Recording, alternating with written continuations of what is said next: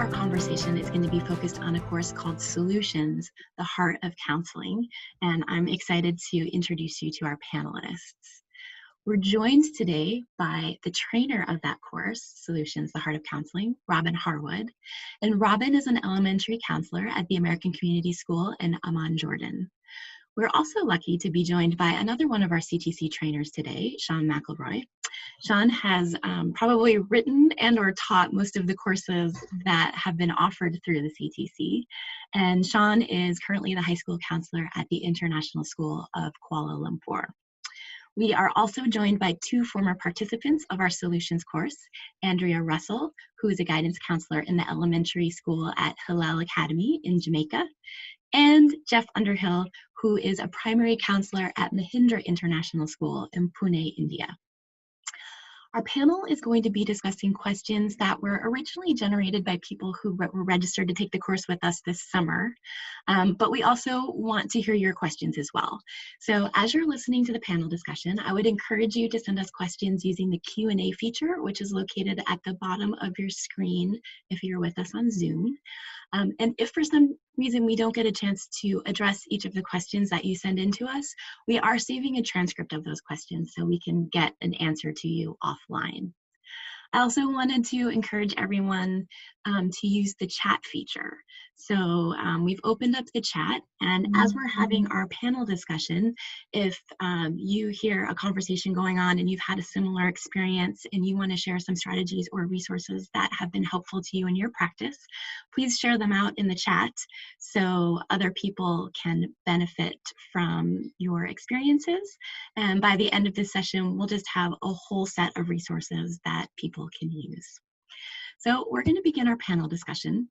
And before we actually start with questions, I'm going to have Robin tell us just a little bit about the Solutions course so you can get a flavor of what we offer, and then we'll jump right into the questions. So Robin, could you tell us a little bit about the course? Sure. Thanks, Kristen. And Sean, you can tell me if I forget anything, okay? So solution-focused brief therapy is a type of therapy that assumes that the client has some understanding of what is best for them. And so it starts with that assumption, and then there's specific questions that you use in this type of brief therapy that helps bring out the internal and external resources of the client, among other things, to help them envision the solution to their problem. So it's a very specific type of counseling that is really solution focused rather than problem oriented. And in the course, Heart of Counseling, we take a lot of time to explore the questions that you ask, the way we ask them, we practice them together. It's very dynamic. But we also spend some time with other types of strategies that help us get to our internal resources, such as mindfulness-based strategies, as well as strengths mining or strengths-based counseling strategies. So yeah, I'm getting excited about the course now. I'm sad that we don't have our 5 days, but yes, in this course, we take a lot of time to practice. How do we sort of guide our clients toward finding their own solutions and bolstering their internal resources and the strengths that they already have and amplify those strengths. Great, thanks, Robin. All right, we are going to jump into some questions now. And the first question that was asked is, what are the core skills for a school counselor? And I think this is an important one. If you were with us yesterday, Steve Hissler had brought up the point of sort of knowing the boundaries of where your role begins and ends. And so if we're thinking about that job as a school counselor, what are some of those core skills that people need to have? And Robin, could you start us off with some thinking around that question? Sure. Yes, I would like to, for us all to do some thinking around that. We could read off a list of core competencies of a school counselor, but instead let's do something we do in the course, which is a nice thinking exercise. So everyone who's listening, take a moment to think about a recent time that you had a problem or an issue or something you were struggling with and you needed support, okay? And then think about who was the person that you chose to go to or chose to talk to about this problem or struggle.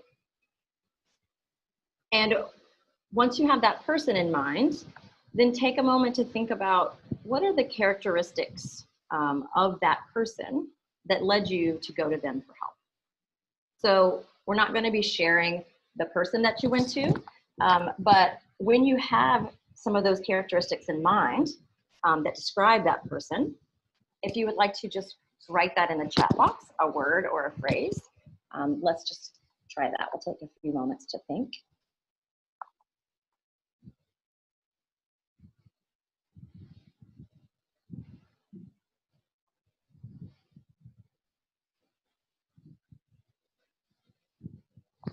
Oh, wow, they're coming in fast. If you're joining us on Facebook, you can't see the chat, so I'm just going to read some of these out. We have non-judgmental, unbiased, good listener, empathetic, friendly, genuine, level-headed, someone you can really trust, good listening skills. They're coming in quicker than I can read. Yeah, I was kind of scanning them. There are a lot of the same, yeah, compassionate, non-judgmental, open-minded, so approachable, good listener, empathic, empathetic comes up a lot. Great. So we did the solution-oriented, approachable. This exercise is to just point to the various skills that make a school counselor good at their job. These are probably the characteristics that would describe you as a counselor, and these are the things that make you want to be that person that people come to when they need help or support. Okay, so thank you for doing my job for me. You just listed the core competencies of a counselor. Thank you, Robin, and thank you to everybody out there for helping us talk about those skills and define them really clearly. The next question that we have is actually building off of another question that we discussed yesterday. Yesterday, we talked about how we might be able to support faculty and staff in a virtual setting. And today, we're going to look at that question with a different lens and think about how we can support struggling students in a virtual setting more effectively. And Sean, I was hoping you could share some strategies with us to get us going. Sure. We joined the quarantine party a little bit later here in KL than other parts of Asia. We went out in March, late March actually, just for 3 days, and then we had spring break, and then we were still out after spring break.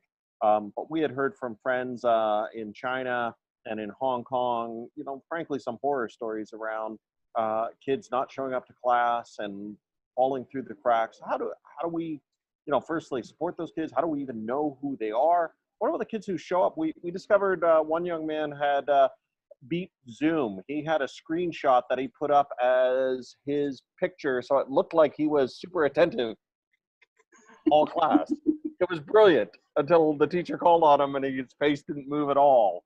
So one of the things that we did was borrowed from Patrick Love at Concordia, and the gang down at Hong Kong International School has been doing a Wellbeing Check In for a couple of years now, and we had been intending to do it, but we never got it off the ground, and we figured this was a great opportunity.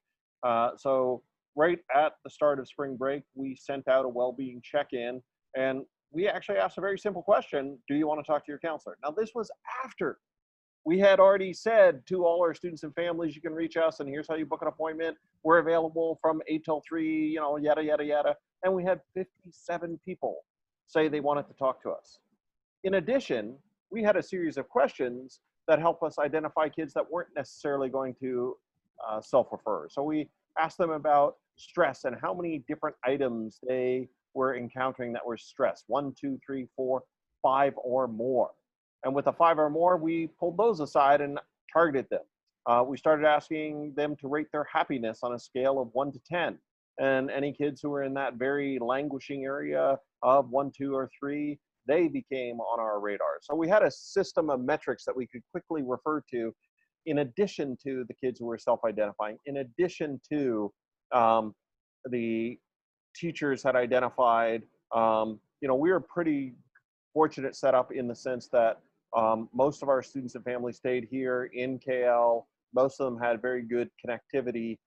So that worked in our favor. But like everybody else, we were kind of new at this adventure in terms of connecting with people. So, you know, the Wellbeing Check In, and Chris and I'll share the questions we asked. Well, the other thing we did was we asked a series of questions every 2 weeks. And part of the survey was the same every 2 weeks, and part of it was different. So we'd solicit slightly different things in addition to a regular sort of temperature check. We understand that some businesses did the same sort of things like this to check in on their remote workers. I know the kids felt great. We shared this data back with the faculty, and that actually inspired us to do a well-being check-in with our faculty using some of the same questions. And that ended up inspiring us to organize a virtual happy hour and a virtual mindfulness check-in, a virtual board game night for faculty. So, you know, there's quite a few things going on there. But ultimately, it was sort of like, how can we use this technology to assist us in firstly identifying kids? Now, the follow through, man, if you could get them online, you had a fighting shot. But that was, you know, tricky. And, you know, we have pretty good email support and phone support here. And that's where we would reach out, especially since most of our kids were in the time zone. And, you know, going on an old fashioned phone actually worked incredibly well for many of us for our harder to reach kids. Again, this was in addition to our high flyers. Like, you all have your regular kids that you knew might need extra support. So we already had, you know, booked across our calendar. The other thing, I'm in high school, so a lot of our kids, we expect a degree of independence. So I used a freeware version called Appointlet, so kids and families can book their own appointments without having to go back and forth. It was beautiful, and it allows you to ask some leading questions, so I know why they're showing up in my office, so to speak. Great, thanks, Sean. Robin? Yeah, that's awesome. I want to add on to that. I did a survey like that, also with my 3rd, 4th, and 5th graders, and I added a couple questions that helped me figure out not just which ones wanted to talk to a counselor, but which students were feeling socially isolated. So the questions were asking not only would you like to talk to Miss Harwood, but would you like to talk to her one-on-one? Would you like to talk to her with just a couple of friends, or would you like to do a small group? And then with that data, I was able to make some small lunch groups and make some small groups and things like that. It really helped highlight the kids who were not just struggling academically or social emotionally, but feeling isolated for whatever reason. And then what I ended up doing, because I was working my way through all the kids that said they wanted to talk to me, I realized I did a lot of just like talking to kids. You know, they showed me their dog, they showed me their cat, you know. I did a lot of tours of kids' house. You know, it's just, and that's what my job was for like a week. And but I realized that's what they needed at that time. They were doing fine, but they just needed to see and hear that from that safe adult to know that we were still there. Great, thanks, Robin. All right. The next question that we have is really focused on the core of the course, solution-based counseling. And someone asked, how do I field the pitfalls in solutions-based counseling, a solutions-based counseling approach, when students really want to tell you want you to tell them how to fix their problems and resist coming along for exploration as part of the solutions-based counseling? So maybe Sean or Robin, one of you could start us off, and I think everybody might have something to add there from your experiences. Everyone's so polite. Shall I go first? Robin. Okay, sure. Yeah, so actually this is a great question, and it's actually one that is often a misconception of what solution-based counseling is. We spend the first half day, if not the first whole day, practicing listening skills and those kind of counseling 101 skills of reflecting, mirroring, things like that. Basically, the short answer is solution-based counseling doesn't mean dismissing or putting aside the problem. It really starts with listening and acknowledging. So if you're wondering, you know, this is going to feel awkward if I just, as the kid's telling me a problem and then I just start talking about solutions. You're right, it will. We still need to practice that super important skill that we have as counselors of practicing deep listening, practicing empathy, acknowledging their feelings, acknowledging their experience, and then we can move on to shifting into a solution-focused approach. And depending on the age of your client, or you know, just depending on their profile, You might even explain to them what you're about to do and bring them along, say, okay, let's try something new here. Let's put the problem aside for a moment and try something new. So there are lots of ways to get around that. And in the course, or not get around it, but work with it, we practice it a lot, and it's a lot of fun. Great, thanks. Sean? Yeah, I think to keep in mind that really it is a tool in the toolbox, a powerful one, and it's not always the optimal tool to pull out. When you, one of the starting questions very much is, what is it that you hope to get out of our time together? That can be an overwhelming question. I want you to get me into college. Sweet. That's not really on the agenda right now. Or I don't know, I'm just really sad. And they're stuck in that sadness. So, you have a different set of tools that you can reach into the toolbox. So I don't know that it's so much a pitfall just as much as it is tools that you might try on with, some genuine empathy, some genuine curiosity of, well, how is this working for the student, for the parent, for the teacher? I think if done with respect, a lot of people really enjoy this approach. And at other times, I'll be highly prescriptive and much more sort of, I need you to do this. Yes. I'd like to jump in here. Like Robin says, you are actually giving them time to talk. So while you're listening to what the problem is about, you're listening to find out how did they work through different situations that they've had. And what you're actually doing is you're listening for their strength and where they're resilient. And you kind of steer the conversation that way and say, okay, so I saw that you did a good job here when that was happening.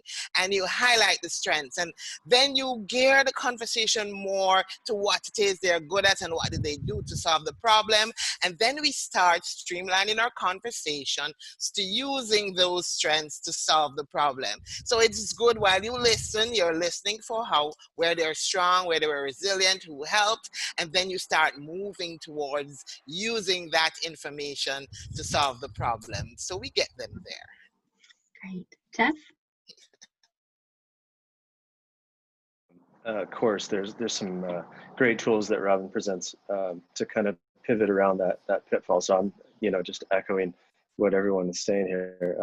One of them is the VIA strengths, and so if you work in the classroom or during another tool that Robin that I borrowed from Robin was the minute meeting. If you've already done the work of the minute meeting or the VIA strengths in the classroom with the students, you have tools and language to just pivot straight to solutions. And I think having those things prepared is key. Great. Another question that has come in is related to, so transitioning a little bit, is related to building an offline community. This notion of how to support everybody in our community in a virtual setting is very popular right now. So the question is, how can we build our offline community online? And Jeff, I was hoping you could get us started with some ideas around that. The students were extremely. Jeff, it helped. We have you coming in and out a little bit. Let's try again.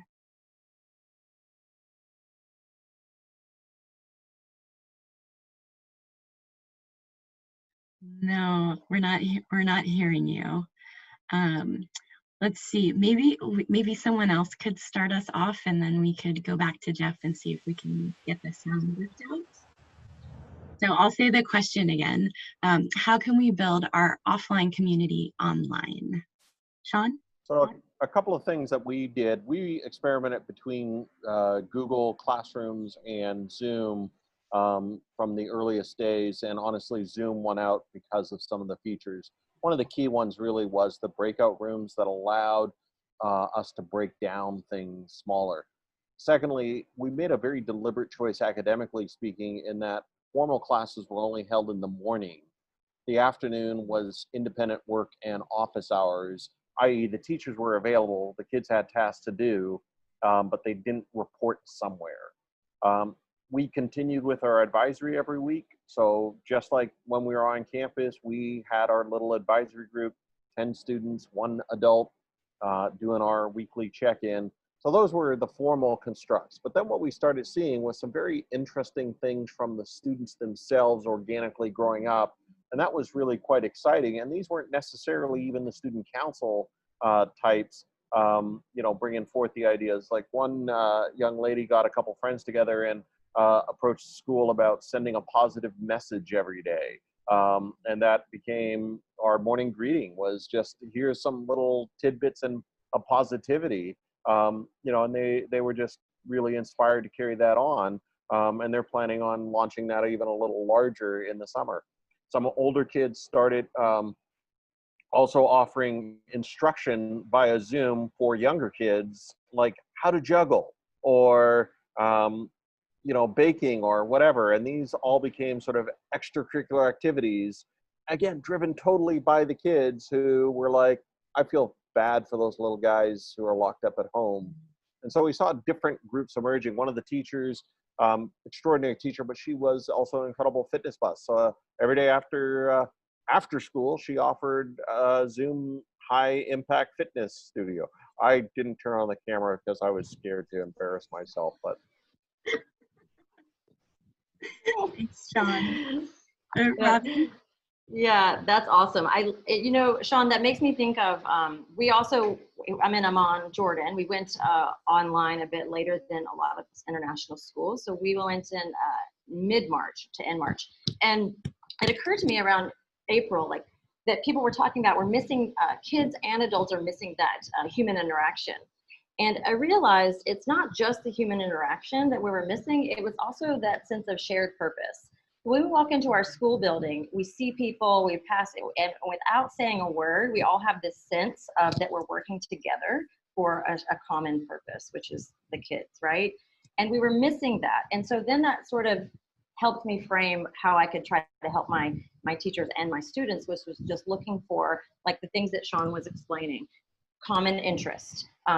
Oh, I have this child who's feeling a little isolated. She's really into bracelet making. I also have 4 other fifth grade girls who are interested in bracelet making. How about I host a lunchtime bracelet making? You know, so that's an example, and it's really, the possibilities are endless there.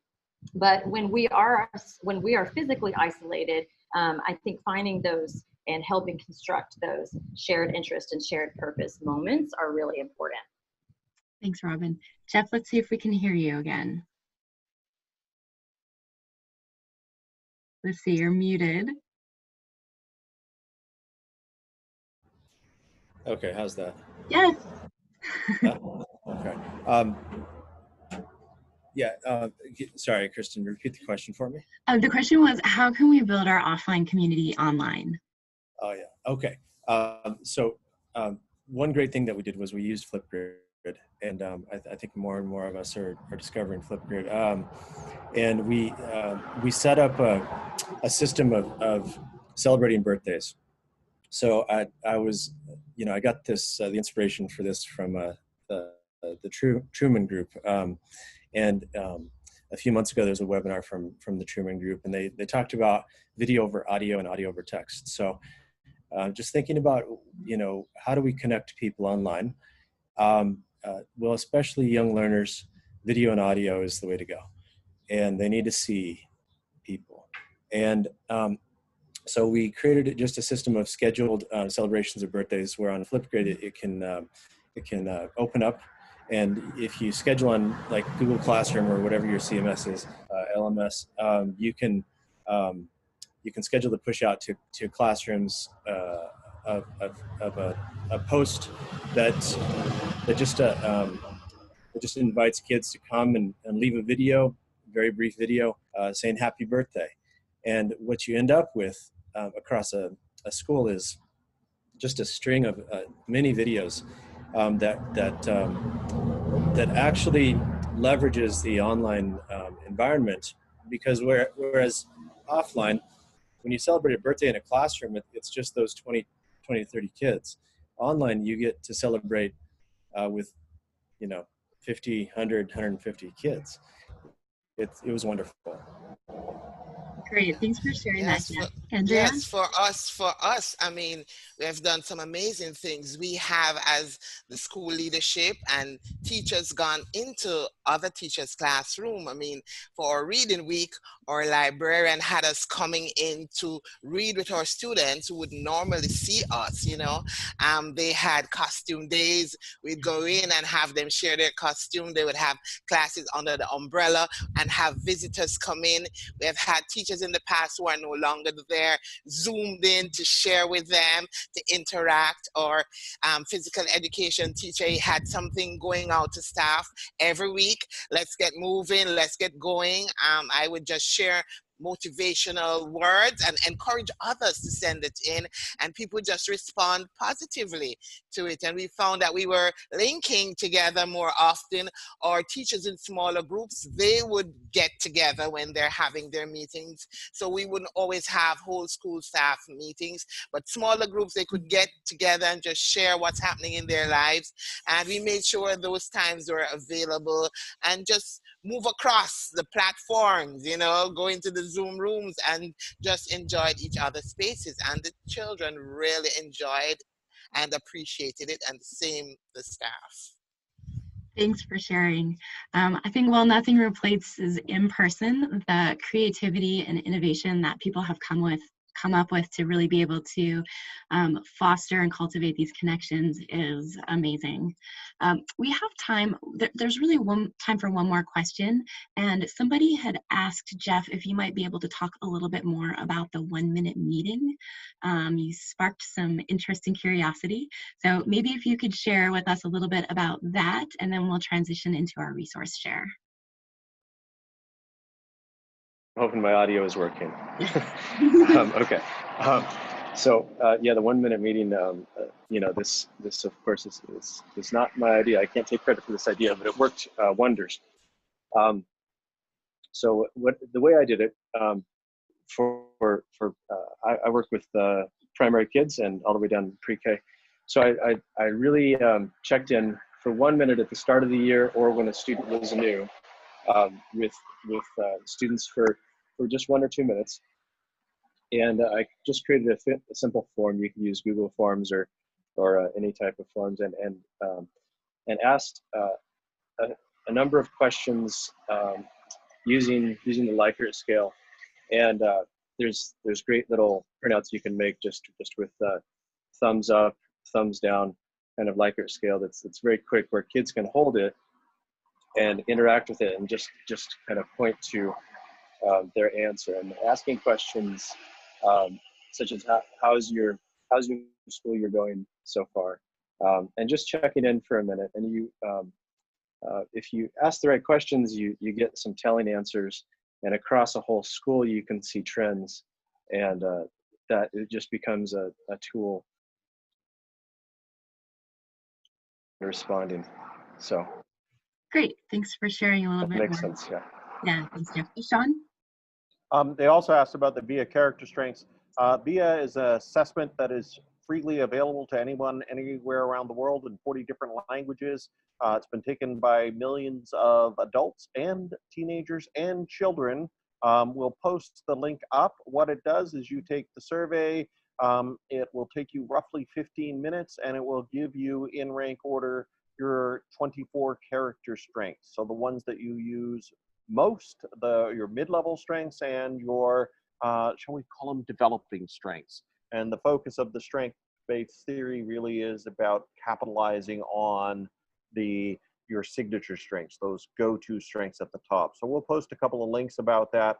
If you've never taken it, it's a really sort of interesting thing, and there's so many ways that you can use it positively with young people, with your teachers, with your parents. So we'll take a look and post that up for you. Great, and this is a perfect transition into our resource share. So for everybody who's out there, each of these resources that you are about to hear more about, I will be sending you a link to them. So if you miss the name or don't quite get a website, don't worry.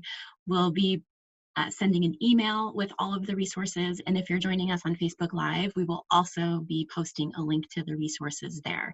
So the one that Sean just talked about was VIA Character Strengths, VIA. And Jeff, people are also wondering if you might be able to share some of the questions that you use for the 1-minute interview. And if the answer is yes, we'll share a link to that as well. So, and maybe Jeff, you could just start us off sharing your resources, since I just called on you. Sure. So you want me to share some of those right now or later? If you share the link with me, or if you share the questions with me offline, I can share them with everybody who's listening. I will certainly share this. Great, thank you. And then could you tell us a little bit about, I think you actually shared the VIA Character Strengths as one of your resources that Sean just described, but you had, I think, 1 or 2 others that you shared. Resources. Yeah, let's see. Gosh, there's many. I think Brain Pop is a great resource, making things visual for kids. There's a lot. If you just go into Brain Pop, there's an SEL section. Even if you don't have an account, they were offering free accounts through June 30th, but maybe they'll do something similar again. But if you go into SEL, they're sectioned, and they're actually aligned to Castle's framework. And there's some great free ones right there. There's one called Distance Learning, and it really helps us think through what are we doing and how can we be successful with this. And so, but Brain Pop is a great SEL. Great, thanks, resource.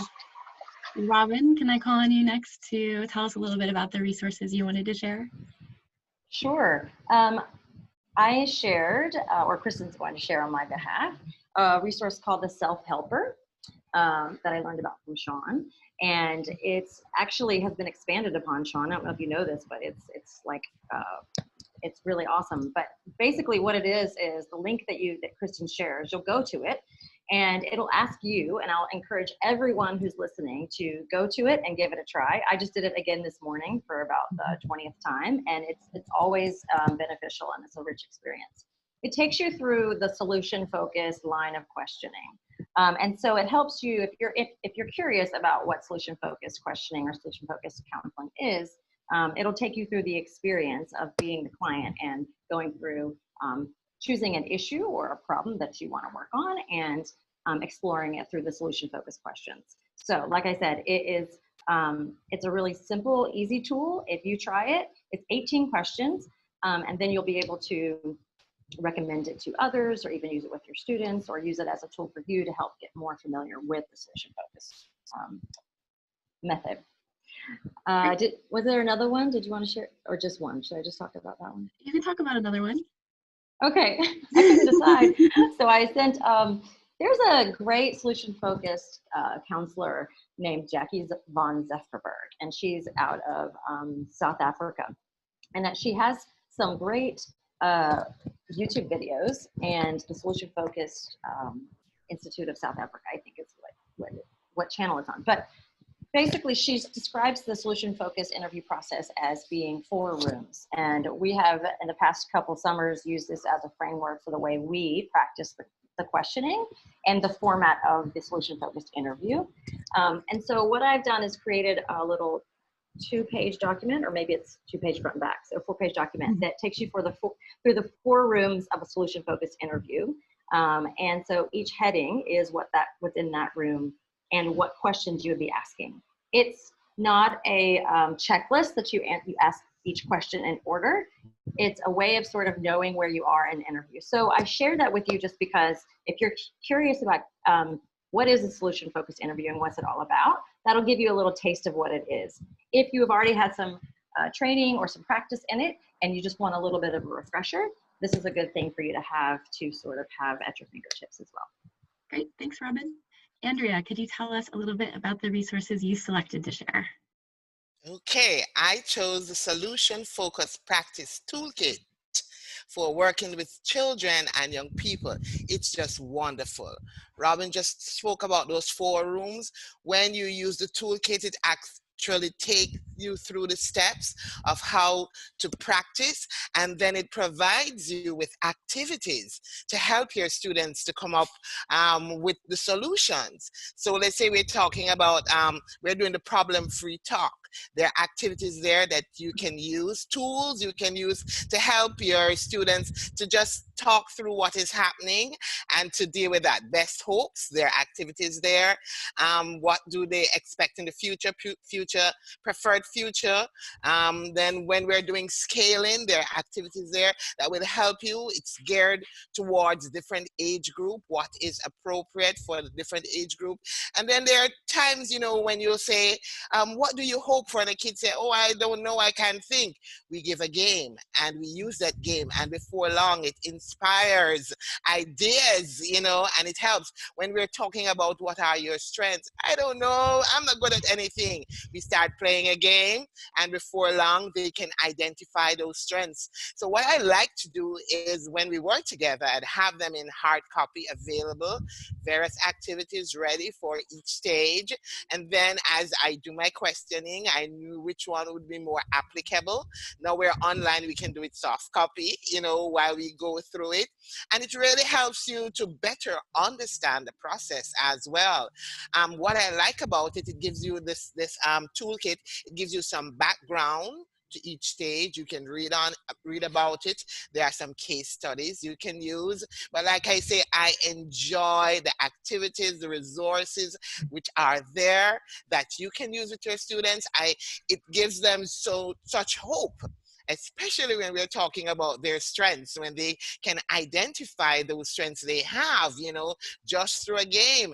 And they say, okay, I can do this. And I find that when we get to the next stage, they become more willing to participate in the activities, and it really helps to gear them towards developing that solution. Now, at the very end, we would have had so many worksheets that we'd have had there.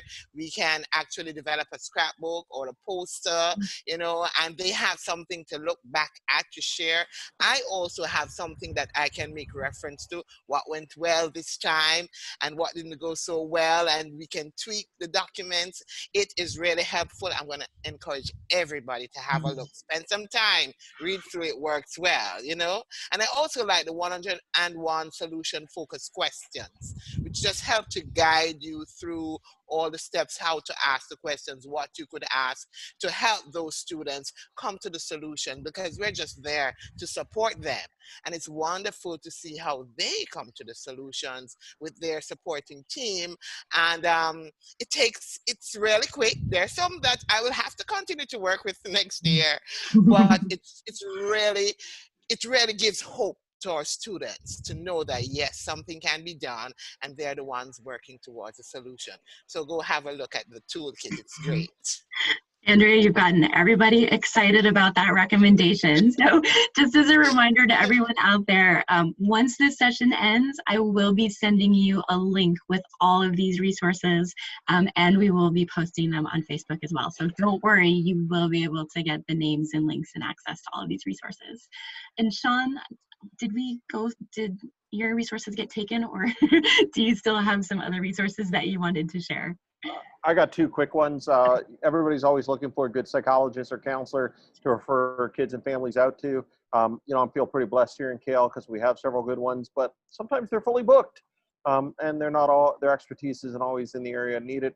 There's an online clearinghouse called BetterHelp.org, and BetterHelp is trained clinical therapists. And they work online, so they can put together a time that works for your families, no matter where you are in the world. And their sister site is called Teen Help. So it is exactly what it's like. We'll post those links in. I've heard really fantastic reviews overall, so it is. I feel happy endorsing it. I've recommended a couple of my families here.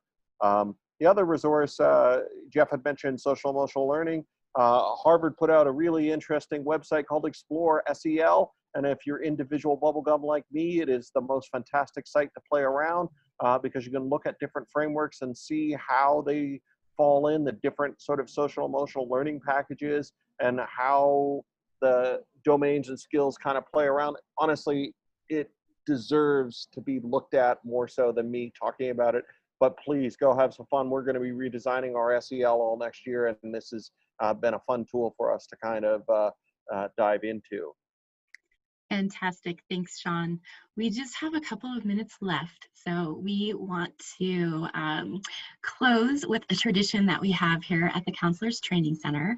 If you are with us in the summer, you would be familiar with our counseling gems. And every morning during our summer institutes, we have a morning meeting before our learning begins. And that morning meeting always ends with a counseling gem.